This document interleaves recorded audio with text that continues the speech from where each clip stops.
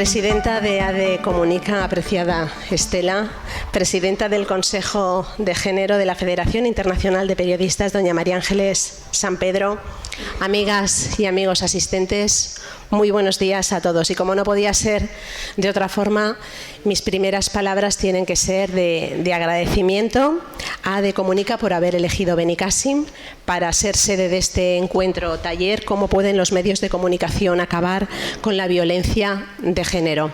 Aquí, como veis, Estela, tenéis un palacete municipal puesto a vuestra entera disposición para realizar cuantos talleres, conferencias creáis convenientes, porque lo que queremos es abrir Villa Elisa a la ciudadanía para convertirlo en mini palacio congresual y bueno, el formato para este tipo de eventos es fantástico y las vistas espléndidas. Bueno, tenemos todos, muy buenos días, tenemos todos ante nosotros profesionales de la comunicación y también profesionales de la política, un reto muy importante, que es acabar con esta lacra social como es la violencia de género, en un momento en el que más que nunca pienso que algo no estaremos haciendo bien cuando no paran de ocurrir y de conocerse casos de violencia. Algo no estaremos haciendo bien por muchos medios que le pongamos. Nosotros desde el Ayuntamiento de Benicàssim intentamos concienciar y aportar nuestro granito de arena cada día 25 de cada mes a través de la campaña Todos los 25 son 25 de noviembre. Es una campaña que iniciamos hace 5 años cuando un caso de violencia hizo temblar todos los cimientos de Benicàssim y hizo temblar también todos nuestros corazones, porque nadie pensaba que podíamos tener un caso de violencia en nuestro municipio, al lado de casa, conociendo a las personas, parecía todo tan imposible y tan inimaginable.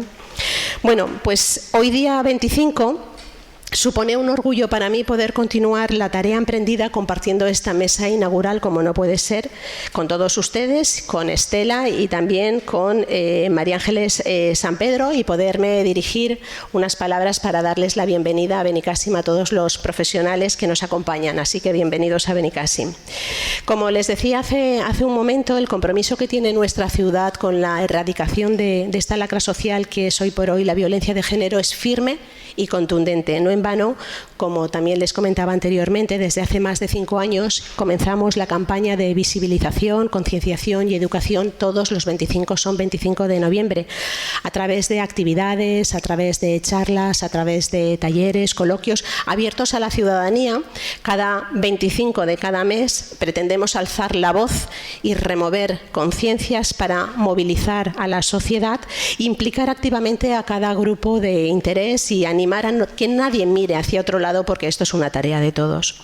Y en ese empeño es el que tenemos, como digo, en el Ayuntamiento de Benicàssim. Trabajamos a diario de manera transversal, implicando a todas las áreas de todos los departamentos para lograr eliminar cualquier tipo de discriminación por razón de género, consolidando un derecho tan fundamental como es la igualdad. Por eso la labor que cada uno de nosotros podemos hacer es fundamental, ya sea en nuestro ámbito profesional, en nuestro ámbito laboral, en nuestro ámbito personal, y entre todos pues intentar construir ese futuro en el que los comportamientos discriminatorios se erradiquen y dejen de existir. Hoy van a discutir y a intercambiar experiencias sobre el poder que los medios de comunicación, sobre ese poder de influencia que los medios de comunicación tienen en este empeño. Y los medios de comunicación en este sentido sois un extraordinario altavoz para concienciar socialmente y para educar. Tenéis la capacidad de desarrollar un rol muy relevante como agentes socializadores y educadores, desde erradicar el discurso machista, desterrar estereotipos del lenguaje, implementar valores objetivos y libres de perjuicios. Porque el lenguaje plasma la visión del mundo de una cultura, plasma la realidad de una sociedad y tiene capacidad para transformarla. Por eso es fundamental que periodistas, medios de comunicación y profesionales en general de la seguridad también tomemos conciencia de la necesidad de cuidar el lenguaje, las imágenes, contribuyendo a formar una ciudadanía responsable, una ciudadanía que entienda que la ética, la justicia y la dignidad deben de ser los cimientos principales claves para seguir construyendo una sociedad moderna y comprometida. Yo no me quiero extender más porque aquí evidentemente no han venido ustedes para escucharme a mí, pero quiero acabar como empecé, dándoles las gracias a De Comunica, también agradeciendo su presencia a nuestra querida María Ángeles y a todos ustedes muchísimas gracias por acompañarnos y por su interés mostrado y demostrado aquí con su asistencia. Bienvenidos a Benicàssim. Bueno, apreciada alcaldesa Susana Márquez, nuestra conferencianta María Ángeles Samperio, presidenta del Consejo Internacional de Género, de la Federación de Género, ¿no? Amigos, amigas, socios de AD Comunica, muchísimas gracias por estar hoy aquí y por acompañarnos, pienso yo, en una mañana que nos va a enriquecer a todo el mundo y de la que esperamos sacar conclusiones muy, muy positivas. En primer lugar, yo quería dar las gracias desde luego al Ayuntamiento de Benicàssim. No es la primera ocasión que nos acoge a AD Comunica, la Asociación para el Desarrollo de la Comunicación de la provincia de Castellón. Nosotros también nos gusta salir, no quedarnos en la capital, y nos encanta venir aquí en un sitio tan maravilloso, además aquí cerquita del mar, con estas vistas y este sol, y por eso pues muchísimas gracias. Dentro de la iniciativa que ha explicado muy bien la alcaldesa, pues nosotros pensamos muy oportuno pues realizar esta jornada un poco de puesta en común, ¿no?, de estos temas, teniendo una persona tan referente como María Ángeles Samperio para introducirnos en este debate. Hoy vamos a tratar en este, pienso yo, que interesantísimo taller que nos preocupa a todas y a todos los que estamos aquí, ¿no?, y todas las personas que integramos pues una sociedad avanzada que apuesta por los valores del respeto hacia la dignidad de todo ser humano y, por supuesto, y particularmente en el respeto a la dignidad de las mujeres y a su tratamiento en igualdad con relación a los varones. Estamos aquí bajo este título tan sugerente, como ha dicho la alcaldesa, de cómo pueden los medios de comunicación ayudar a acabar con la violencia de género.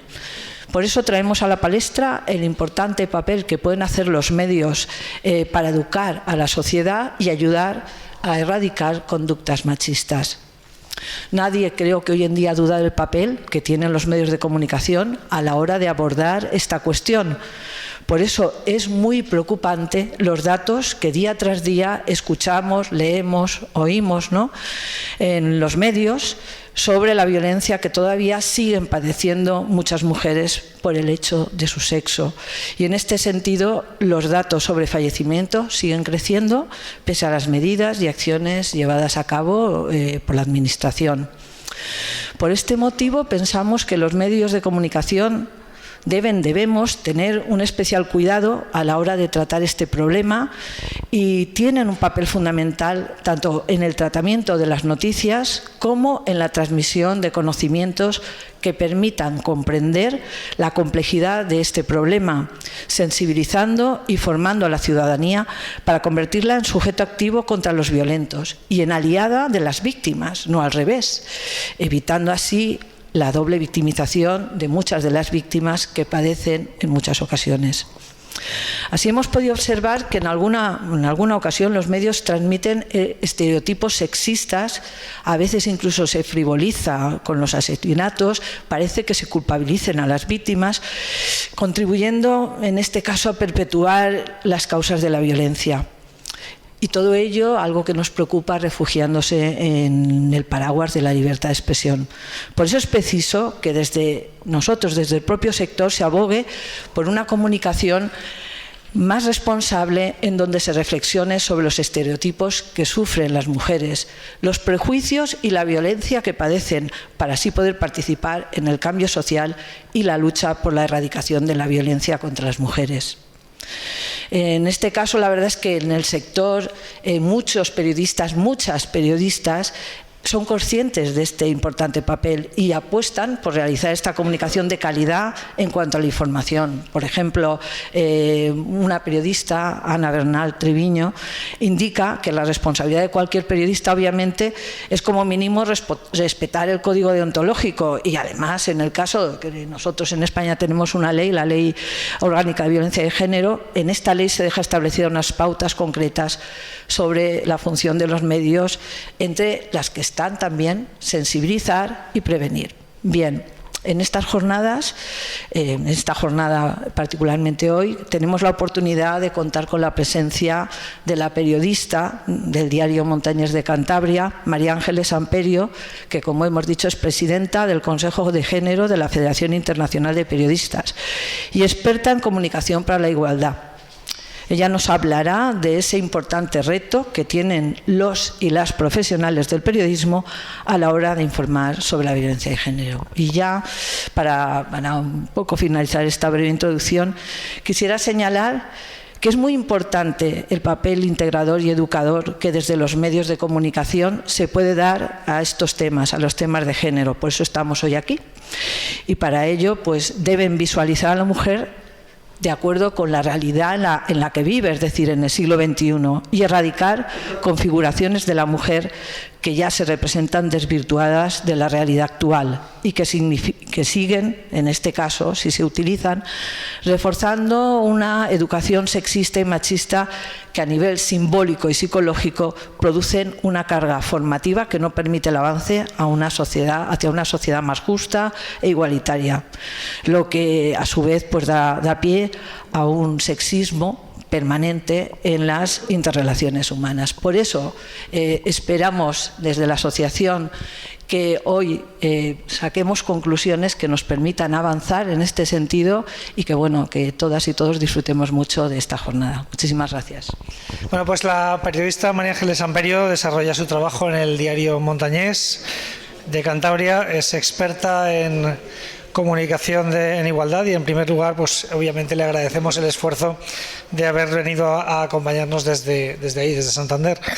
Ha sido presidenta de la Asociación de Periodistas de Cantabria y vicepresidenta de FAPE, la Federación de Asociaciones de Periodistas de España, y desde 2019 es presidenta del Consejo de Género de la Federación Internacional de Periodistas, la FIP, al que pertenece desde sus inicios, hace 20 años. Amperio nos va a hablar sobre los periodistas ante el reto de informar sobre la violencia de género, perspectivas y herramientas. Creemos que es el mejor prólogo para dar paso al taller que tendremos a continuación. Muchas gracias, María Ángeles. Bueno, como no podía... A ver, ¿esto funciona así? ¿Me oís? Sí, ¿no? Como no podía ser menos, voy a agradecer tanto al Ayuntamiento de Benicàssim como a la Asociación para el Desarrollo de la Comunicación que me han invitado para poder compartir con vosotros y con vosotras esta visión, que no deja de ser una visión de una persona que lleva muchos años trabajando en el tema y sobre todo trabajando en un periódico con la información día a día, porque muchas veces si nos quedamos en la parte, digamos, docente o en la parte investigadora, nos falta el tocar las redacciones, el estar en ruedas de prensa, en cubrir las noticias y en las dos visiones yo creo que son muy interesantes. La violencia de género sigue golpeando a la sociedad y en los periodistas llevamos tiempo intentando hacer y buscar las mejores fórmulas para informar sobre una realidad que nos impacta, especialmente cuando se llega al caso de muerte de mujeres e incluso de sus hijos. La elaboración de protocolos, cursos de formación, debates es importante, pero después de años de experiencia cada vez estoy más convencida que es una tarea que va más allá de la labor de la concienciación de los periodistas. Tiene que ver con la necesidad de avanzar en la igualdad entre hombres y mujeres, el lenguaje inclusivo y el objetivo claro de eliminar de la sociedad todos los signos de violencia contra las mujeres. Voy a compartir varios de los protocolos que se han venido realizando de la mano de diferentes colectivos de periodistas, de expertos en comunicación y género. Muchos de ellos se han revisado con el paso del tiempo, aunque es cierto que estos últimos años el peso de la pandemia ha frenado una necesaria renovación. Antes de ello me gustaría dejar claras dos premisas. La primera es que los periodistas debemos tener clara nuestra misión de informar y a la hora de hacerlo dejar patente nuestro compromiso ético. No todo vale para lograr una exclusiva y obtener más lectores o audiencia. La segunda premisa es que debemos tener presente que las mujeres periodistas están sufriendo acoso y amenazas, es decir, están siendo ellas mismas víctimas de la violencia de género para acallar sus voces. Son muchos los protocolos y manuales que se han elaborado. Todos ellos están disponibles como recursos en la web de la Delegación del Gobierno contra la Violencia de Género. He tenido la suerte de participar en el debate y en la elaboración de algunos de ellos. La mayoría insisten en los mismos criterios, aunque creo que deberían revisarse a la vista de que con el paso del tiempo y a pesar de la mayor concienciación de los periodistas y de los medios, la situación no ha mejorado, tanto como debiera, por lo menos. Voy a centrarme en 3 protocolos. El primero de ellos es el de la Unión de Periodistas Valencianos, que fue asumido por FAPE y es de 2002, aunque ha sido actualizado en 2018.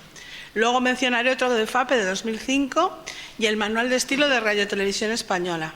Luego el Colegio de Periodistas de Murcia, la Asociación de la Prensa La Rioja y otras organizaciones tienen sus propios protocolos. En el caso de Cantabria, que es mi comunidad, se llegó a un amplio consenso en 2007 tras un trabajo que fue coordinado por la experta Pilar López Díaz. Las periodistas Rosa Solves y Emilia Bolinches comenzaron un camino muy difícil en 2002 cuando elaboraron el primer manual de la Unión de Periodistas Valencians para el tratamiento de la violencia machista en los medios de comunicación. Se llamó Noticias con lazo blanco. En 2018, la propia Unión de Periodistas editó el Manual de Estilo para el tratamiento de la violencia machista y el lenguaje inclusivo en los medios de comunicación. En el mismo se explica cómo los medios de comunicación y las industrias culturales tienen una gran responsabilidad, no solo en cuanto a los temas que incluyen en la agenda informativa, el tratamiento y el lenguaje utilizado al redactar una información, la elaboración de un grafismo o la edición de un vídeo, sino también por las decisiones en el tipo de programación, las imágenes seleccionadas, tanto en los espacios informativos como en los de entretenimiento. Las canciones, los artistas que las promocionan, los criterios de admisión de publicidad, las personas invitadas a opinar o colaborar en espacios de debate o magazines, o la programación infantil, de forma que el deber de un tratamiento responsable de la violencia de género compromete a todas las secciones y a todos los niveles de decisión. Es transversal. Este manual, como otros existentes, resultará útil siempre que se acompañe de la implicación y el compromiso real, no solo de cada profesional, sino de las direcciones de cada uno de los medios de comunicación. No podemos descargar exclusivamente sobre las espaldas de cada profesional esta responsabilidad. Hace falta que se impliquen también las empresas y las corporaciones. Se hace necesaria la implementación y dotación de planes de igualdad que incorporen en los medios la formación en perspectiva de género como un marco en el que poner en práctica las propuestas que se recogen aquí. Además, no hay que perder de vista que las facultades de comunicación y ciencias de la información tienen que ser el punto de partida para incluir esta formación más especializada. Los medios de comunicación y las industrias culturales tienen una gran responsabilidad, no solo en cuanto a los temas que incluyen... perdón, esto yo creo que ya lo he repetido. Las propuestas, creo que son 30, pues las voy a enumerar para pasar luego a otro manual. Vale. La primera, ubicación en la sección de política. En algunos medios es política, en otros es nacional. Se trata de un asunto de dimensión social y política y hay que ubicarlo en esta sección o en otras de marco territorial, páginas o espacios regionales o locales. No se tendría que poner en las secciones de sucesos ni de sociedad. Relevancia.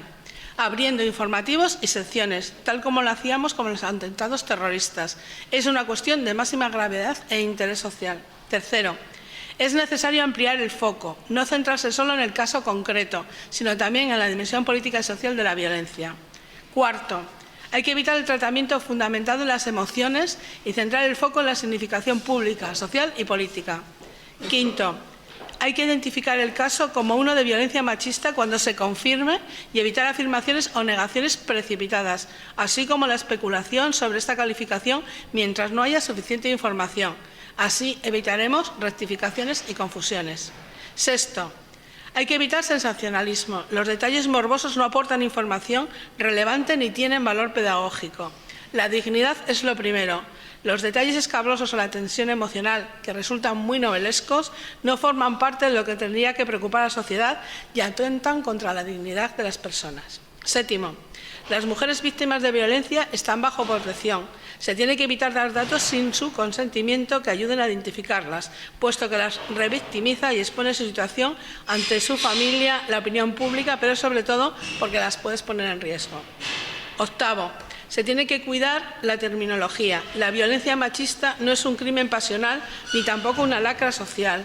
El primer concepto remite a la idea de que la violencia es fruto de un estado emocional y el segundo a un hecho de origen desconocido contra el que no se puede luchar, una especie de maldición. Se utilizan como comodines y contribuyen a un imaginario falaz que esconde el machismo en las relaciones de poder que los hombres ejercen sobre las mujeres. 9. Las múltiples caras de la violencia de género. La violencia de género se da en muchos contextos y aunque los medios de comunicación tienen claros la mayoría de estos, también se tienen que incluir otros muchos que pasan como si de un suceso se tratara. Así, además de darse en las relaciones de pareja, esta violencia también tiene lugar en relaciones de noviazgo y fuera del ámbito de la pareja, en conflictos armados, agresiones sexuales y de explotación, tráfico y trata de mujeres y menores, en el acoso sexual en el trabajo y en el bullying o mobbing, en la violencia institucional, el aborto obligado o la esterilización forzada, en la mutilación genital femenina, los matrimonios precoces, los crímenes por honor, los crímenes por la dote, las ejecuciones extrajudiciales o las agresiones con ácido. Según la ONU, en el contexto de los medios de comunicación encontramos violencia de género explícita en la pornografía, la violencia física, las representaciones de violaciones o de esclavitud sexual y la utilización de mujeres y niñas como objetos sexuales. La implícita en los medios se encuentra en los estereotipos sexistas que nos muestran en el androcentrismo como punto de vista y el sexismo. 10. Consultas expertas. No hagáis eco de teorías desautorizadas por el propio Consejo General del Poder Judicial, la OMS y la Asociación Americana de Psiquiatría, como por ejemplo el síndrome de alienación parental basada en una concepción estereotipada de los roles y conductas de las mujeres. 11. Hay que identificar los errores del sistema, así como los avances y las acciones positivas. Una visión más precisa ayudará a las mujeres a valorar de forma más ajustada a la realidad la confianza que depositan en el sistema de protección. 12. Se tiene que nombrar la causa de la violencia de género, la cultura patriarcal, el machismo. Hay que informar 13. Hay que informar de los recursos y los servicios de ayuda y de atención, incluir la información sobre el 016 al principio y o contextualizarla. 14. El vecindario y la familia no son necesariamente una fuente solvente y acreditada. Los testimonios poco o nada calificados del vecindario no ayudan a entender, más bien al contrario, pueden perjudicar el relato porque desde la emoción o la proximidad condicionan la opinión de la ciudadanía y pueden poner en cuestión a la víctima. Las típicas frases que a veces oímos como era un hombre muy amable, estaba muy enamorado de su mujer, etc. 15. Conviene introducir voces expertas, sobrevivientes y organizaciones feministas. Es importante realizar consultas expertas y acudir a fuentes no solo policiales, sino también y especialmente a expertas en cuestiones de género, mujeres sobrevivientes y portavozas de organizaciones del movimiento feminista. Se tiene que evitar dar voz a los agresores o a los representantes de agresores, especialmente si además la víctima no puede defenderse para evitar además el agravio del espectáculo mediático. 16. Los hijos y las hijas y el entorno familiar también son víctimas y tienen que ser citados como tales. Al tiempo que se menciona el número de mujeres asesinadas, se puede recordar, entre otras, el número de huérfanos y huérfanas que ha dejado la violencia. 17. Conviene hacer un seguimiento del después de la explosión de violencia, juicios, sentencias, condenas y coste social. Hay que hacer un seguimiento informativo de qué pasa después de los asesinatos o de las explosiones de violencia machista que saltan a la actualidad, no solo en cuanto a la resolución del caso en el foco del agresor o las sentencias condenatorias que pueden servir de ejemplo y alerta para los agresores, sino también en los casos de mujeres que han podido sobrevivir a estas situaciones como ejemplo y ánimo para las mujeres que lo están sufriendo. El periodista puede denunciar las dificultades, los errores y las trabas en los procesos y en el sistema. Hay que profundizar en la complejidad. Del mismo modo, también hay que hacer visibles los avances y aciertos. La confianza y la desconfianza en el sistema de protección se construye en parte sobre la percepción social que construyen los propios medios. 18. Se tienen que desarmar los mitos. Las denuncias falsas son mínimas, prácticamente inexistentes. Conviene ver los datos del Consejo General del Poder Judicial o la de la Fiscalía General del Estado. 19. Hay que poner énfasis en la pedagogía y difundir conocimientos solventes sobre la violencia de género. Se tiene que explicar, entre otros, el ciclo de la violencia de Leonard Walker y nombrar expresamente la causa de la violencia de género, la cultura patriarcal y el machismo. 20. El suicidio o intento de suicidio del agresor no tiene que tener tanta entidad como para aparecer el titular o en la entradilla. El foco tiene que estar en la agresión a la mujer. 21. Hay que evitar que la mención al divorcio o al uso de drogas y alcohol sirva para justificar o disculpar al agresor y romper la relación causal falaz, haciendo explícito que la causa del femicidio está en el machismo. 22. No se tiene que presentar la violencia contra las mujeres como un hecho puntual. No es un arrebato o una alienación del hombre en un momento dado. Es machismo, cosificación y sentido de la propiedad. 23. Una mujer no ha muerto, ha sido asesinada. La precisión con los verbos es importante. 24. Se tiene que ir con cuidado con la identificación de las víctimas y la localización del lugar de los hechos. Se tienen que respetar la privacidad, la protección de datos y el derecho a la intimidad. 25. Se deben visibilizar las desigualdades entre hombres y mujeres. Se tiene que tratar de informar con perspectiva de género. Los medios de comunicación pueden dar significado a ciertas conductas y contribuir a superar unos determinados estereotipos. Una mirada de género en la información será sinónimo de responsabilidad y calidad. Si se tiene alguna duda, se puede cambiar el género de la persona cuando se elabora la noticia. Si el caso fuera al revés, ¿cómo sería tratada? 26. Hay que evitar los prejuicios de género. Cuando se informa de mujeres asesinadas, no se trata de violencia machista, pero también tiene que realizar un tratamiento no sexista. En estos casos, los medios suelen hacer un tratamiento informativo diferente al que hacen cuando se habla de hombres asesinos. Si antes del juicio los asesinos son presuntos, las mujeres asesinas se tendrían que identificar con el mismo criterio. Asimismo, si a los asesinos se les etiqueta como viudos negros, las asesinas tampoco tendrían que recibir este calificativo. Por otro lado, nos encontramos que cuando una mujer no ha ejecutado el asesinato pero ha sido cómplice de un hombre asesino, el foco de las informaciones se sitúa en ellas, se convierten más en protagonistas que el asesino ejecutor y se las presenta como malvadas inductoras y a ellos como inocentes que han sido engañados por ellas. 27. Contextualizar ayuda a entender la magnitud y la complejidad de la violencia. Esto implica, entre otros, informar del número de víctimas desde el año en que se dispone de datos, que es el 2003. Tener en cuenta las diferentes fuentes de los datos sobre el número de víctimas e informar de recortes de recursos contra la violencia y los análisis de la situación con testimonios expertos del movimiento feminista y sobrevivientes. 28. Se tiene que hacer explícito el rechazo social. Conviene informar de los actos de rechazo, las manifestaciones y la condena social que se realiza para que, por un lado, los agresores sean conscientes del rechazo social hacia la violencia machista y, por otro, las mujeres perciban el apoyo de las instituciones y de la sociedad. 29. Hay que evitar el punto de vista androcéntrico. La mirada masculina no es el punto de vista universal. 30. Nevera.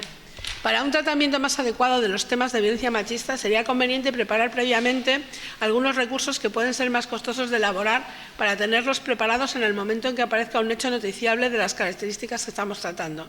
También conviene recopilar recursos como imágenes, figuraciones, reportajes o vídeos sobre diferentes aspectos que puedan utilizarse para informar sobre estos casos, como por ejemplo condenas a las que se enfrentan los agresores, la situación de los servicios de atención, lo que pasa después de la violencia, el ciclo de la violencia, entre otras, como también libros y autoras que explican las violencias machistas, testimonios de sobrevivientes, problemas de sistema, el marco jurídico o infografías con datos estadísticos. Como veis, son muchísimas. Yo creo que luego voy a mencionar los otros protocolos mucho más sencillos y luego finalmente os voy a dar unas reflexiones que yo creo que son la base para trabajar sobre ellas. Es decir, aprender texto es demasiado exhaustivo, pero se pueden sacar 4 o 5 ideas que son yo creo que lo que vendría bien para este encuentro, ¿no?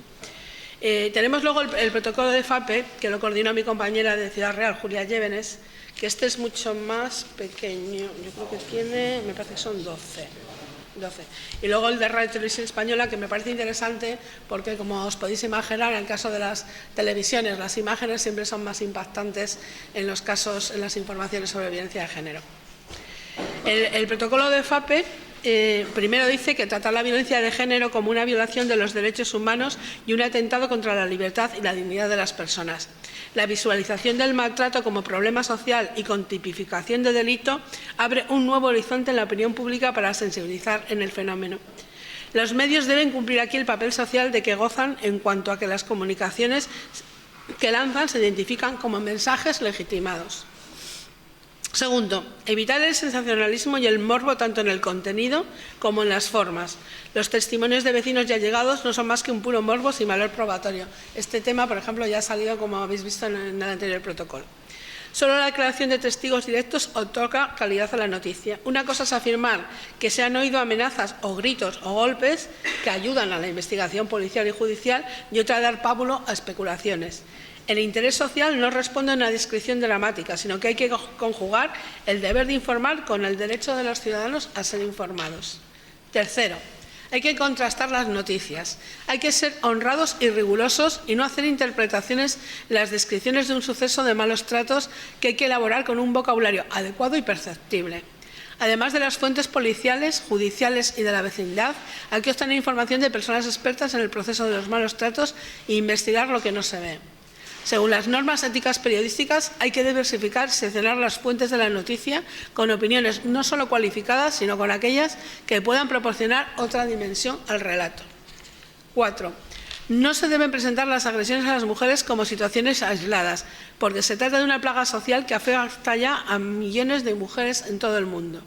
Los medios han de contribuir a que la violencia contra las mujeres deje de ser un asunto privado, atendiendo a su posición en el desarrollo creciente de la conciencia ciudadana, que afortunadamente empieza a considerar intolerable este fenómeno.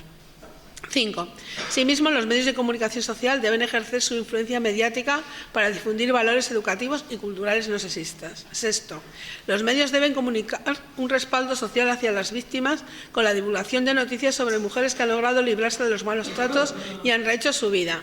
En una crónica sobre un caso de agresiones violentas se puede añadir información útil y complementaria para las víctimas sobre recursos públicos con teléfonos de atención, centros de acogida, información jurídica, comisarías específicas y todo lo que pueda ayudar a cualquier mujer se sienta desamparada frente a la violencia. Este también está claramente mencionado en el anterior protocolo.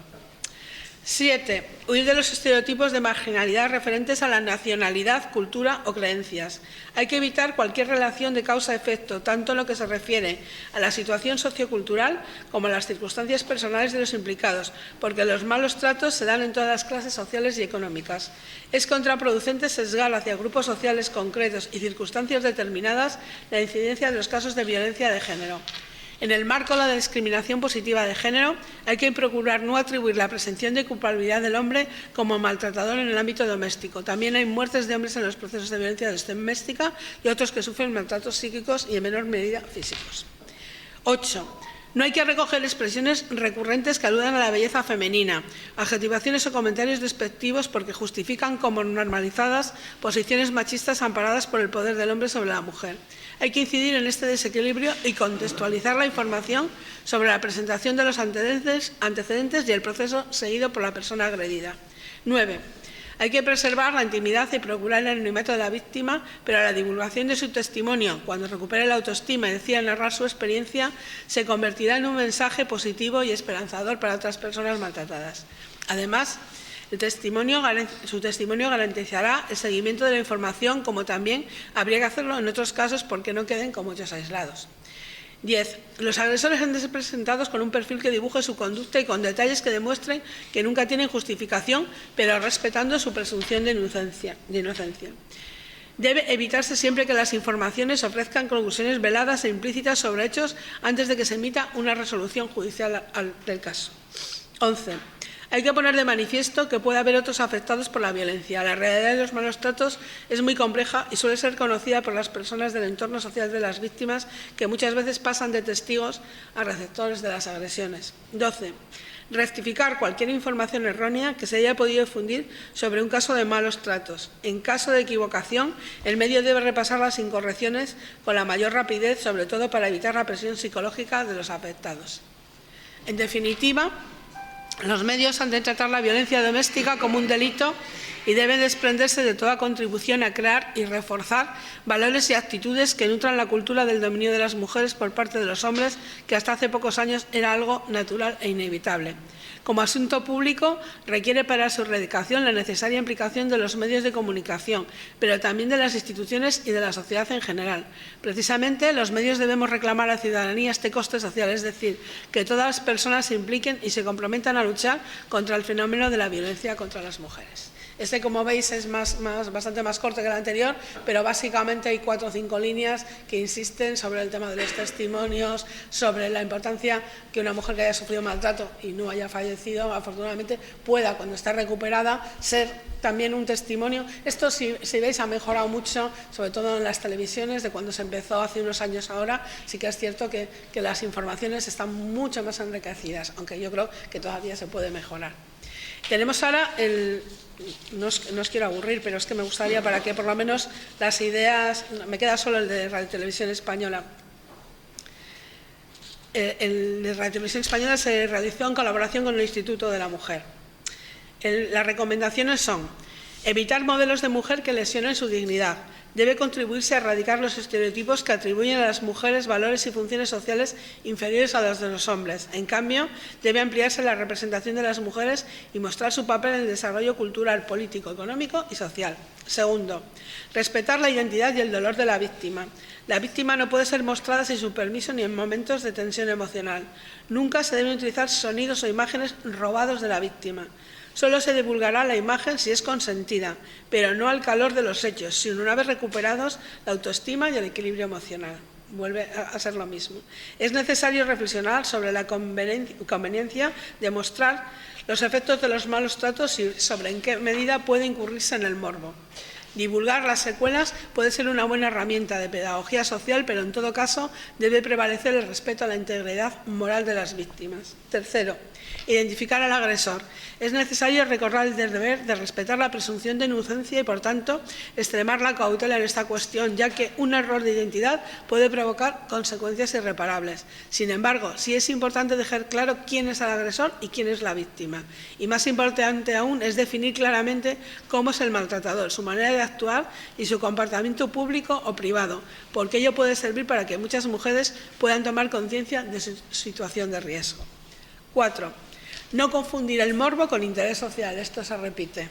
La imagen debe respetar la dignidad de la persona. Los recursos estéticos y la narrativa habitual de los reportajes de sucesos no deben utilizarse en la realización de noticias sobre violencia contra las mujeres.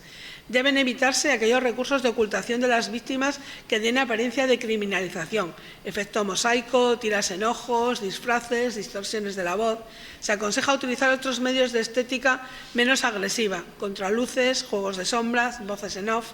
En todo caso, el apoyo gráfico de la información debe respetar la dignidad de la persona. Igualmente, hay que evitar que la reconstrucción de los hechos que abunden en detalles escabrosos o en primeros planos que provoquen el morbo o la conmiseración de la víctima. Las reconstrucciones son útiles cuando se utilizan con afán informativo y cuando son necesarias para la comprensión de los hechos. Los detalles e imágenes escabrosas no inducen al rechazo del maltrato en sí y, en cambio, lo que hacen es dar forma al espectáculo. La fabulación de los hechos, una recargada puesta en escena o la utilización de imágenes ficticias puede contribuir a crear un enfoque irreal del problema. 5. Extremar la precaución en el uso de fuentes y datos. Aquí volvemos otra vez a otro criterio que ya hemos mencionado. Los malos tratos domésticos no son un suceso, sino que se enmarcan en un problema más amplio, el de la violencia contra las mujeres. Determinadas informaciones sobre desavenencias conyugales pueden ser erróneamente interpretadas e inducir a pensar que los malos tratos pueden ser consecuencia lógica de una situación de deterioro. Por el contrario, subrayar las buenas relaciones de la pareja es un argumento que podría avalar la hipótesis del arrebato pasional. 6. Vigilar el uso de testimonios cercanos al agresor o a la víctima. En muchos casos se trata de testimonios inducidos por las preguntas de quien informa y entre personas que en ese momento pueden no ser conscientes de la trascendencia de sus declaraciones e incluso pueden ser parte interesada. Deben extremarse además las cautelas con aquellas personas que únicamente buscan notoriedad, presencia gratuita ante las cámaras, defensa interesada del agresor o las que aportan detalles morbosos carentes de valor informativo. 7. Lenguaje puramente informativo. La utilización de un lenguaje violento desvirtúa las razones de la agresión. Expresiones como certera puñalada, cadáver ensangrentado, cosida a cuchilladas, había una gran mancha de sangre, etc., dirigen la atención a aspectos colaterales incompatibles con los motivos reales de la agresión. 8. El uso de adjetivos y de tópicos. Se evitarán adjetivos, frases hechas y utópicos que puedan introducir ciertas dosis de frivolidad y de banalización. Datos o comentarios en la apariencia informativos pueden tergiversar gravemente la información y desviar la atención de las verdaderas causas de la tragedia. Utilizar adjetivos como celoso o bebedor para definir al agresor nos acercan a la exculpación. Decir de la víctima, por ejemplo, que era joven y guapa, salía con amigas o tenía un amante, desvían el foco de lo verdaderamente importante y nos acercan a la disculpa o a la comprensión del maltratador. Conviene obviar los comentarios que puedan desprestigiar a la víctima o desviar la atención. 9. Evitar el efecto narcotizante.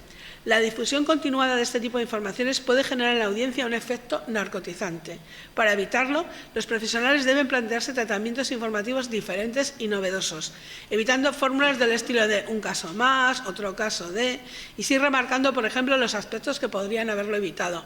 Otra sugerencia es aportar material de apoyo que permita contextualizar la información, así como buscar ramificaciones del problema, salidas, nuevos proyectos, campañas. Este argumento, como ves, también se repite.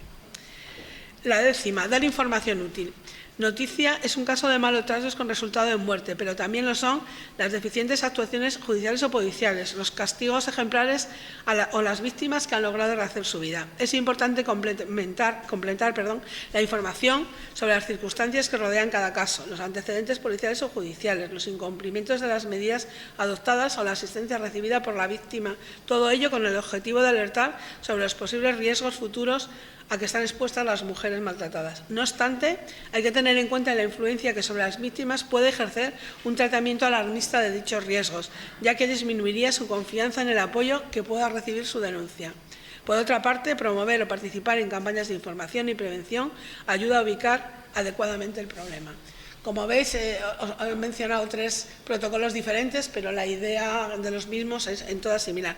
Evidentemente, como he dicho desde el principio, estos son antiguos, la mayoría, los últimos son de 2018-2019. Yo creo que con todo lo que ha pasado en la pandemia, con los últimos datos que estamos viendo, es necesario revisarlos y revisarlos con profesionales que están en el día a día de la noticia, con profesionales que han investigado sobre ello. Os voy a ofrecer mis conclusiones y luego me preguntáis o a partir de ellas podemos elaborar un decálogo o bien unas recomendaciones o lo que creáis oportuno.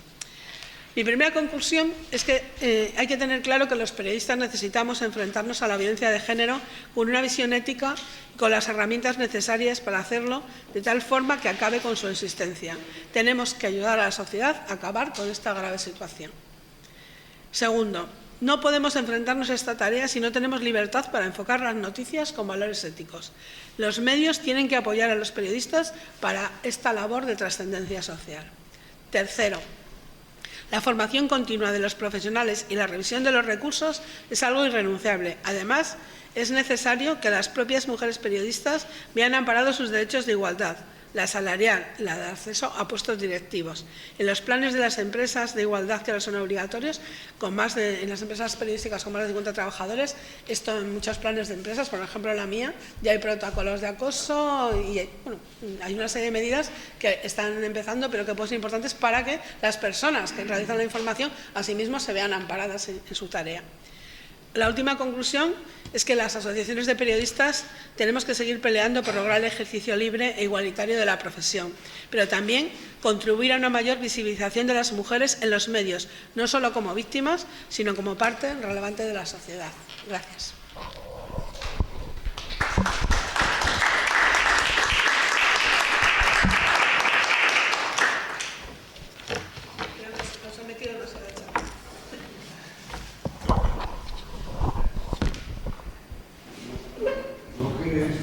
Que esta charla se la tendrías que hacer a los dueños de las empresas de comunicación.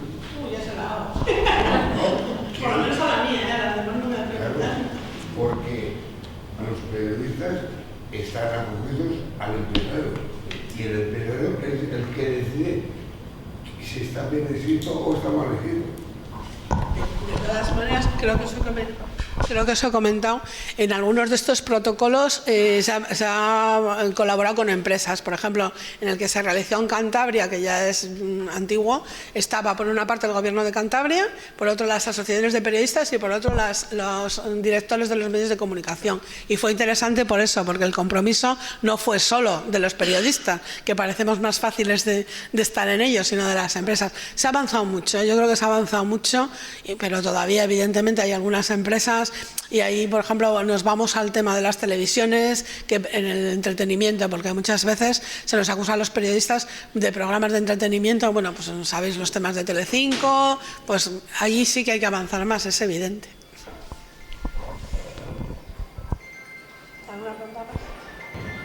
¿Cuál es el caso más fuerte que has visto de un mal uso de la profesión periodística en un caso de violencia.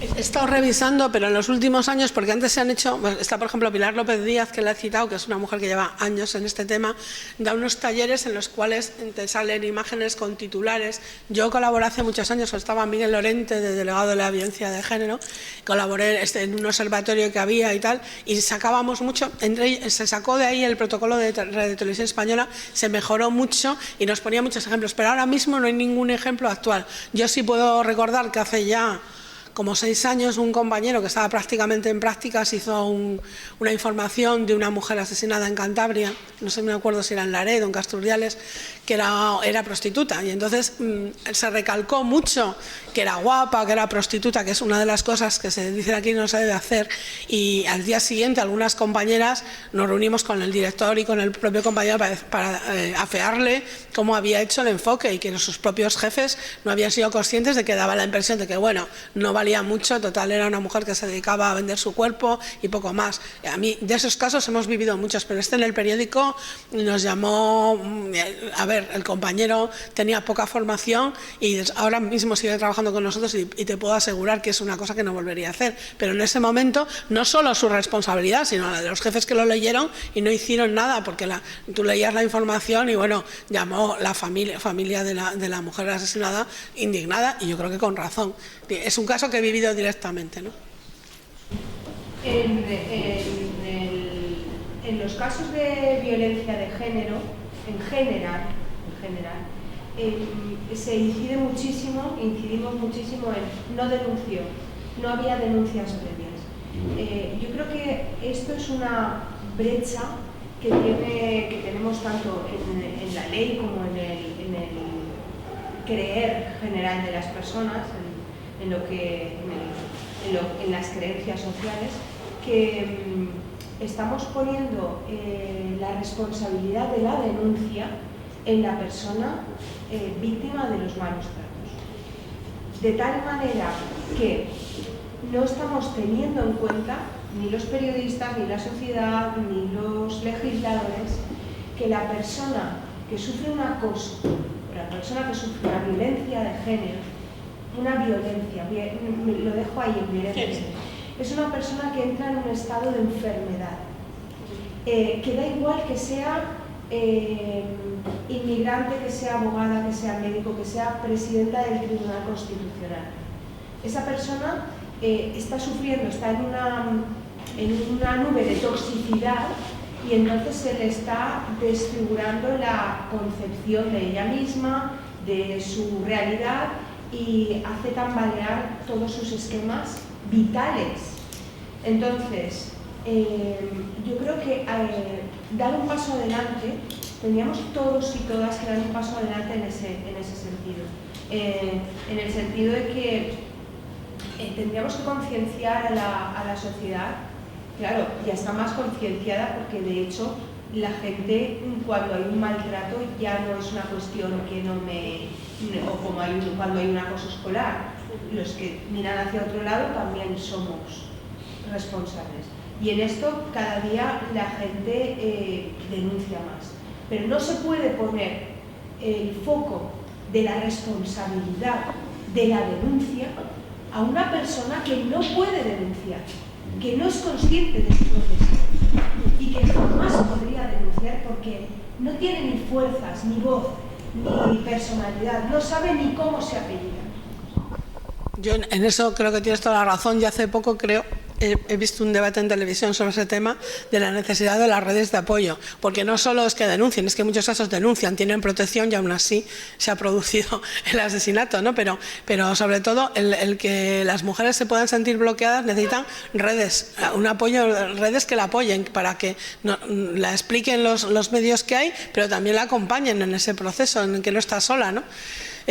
Yo creo que de verdad que se está haciendo muchas cosas, pero ahora mismo requerimos una revisión, no sé si de leyes o de comportamientos, pero está claro que no está funcionando.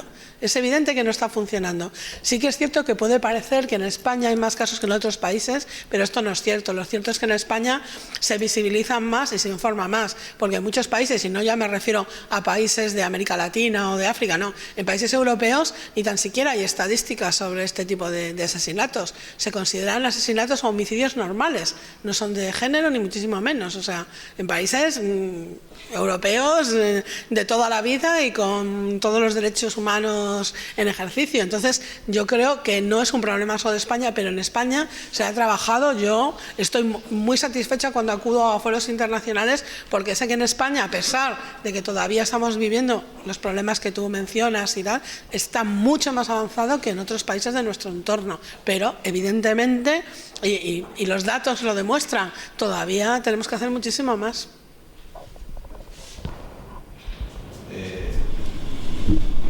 Ahora mismo de lo que has dicho tú, he estado unos años precisamente de jefe de una unidad contra la violencia de género, y ahora me invito justamente a dar formación. O sea que incluso he estado al frente de ese grupo de investigación, específicamente. Además, nosotros hay una unidad que se llama ELEMUNE, que es el tipo mujer menor, como conoceréis. ¿De acuerdo? Y a ver lo que tú has dicho, es verdad que hay unos condicionantes en cuanto a la denuncia, y siempre la veo, ¿no? Ahora existe, me imagino que lo sabéis, existe ahora lo que se llama el protocolo cero. El protocolo cero ya no es necesaria que una mujer ponga la denuncia, sino que automáticamente, de forma automática, cuando las fuerzas de seguridad llegan a una vivienda y se tiene conocimiento de esa incidencia que ha ocurrido, por la misma observancia que tienen los agentes, se puede hacer de oficio. O sea, ya eso se está avanzando y es verdad que hemos mejorado.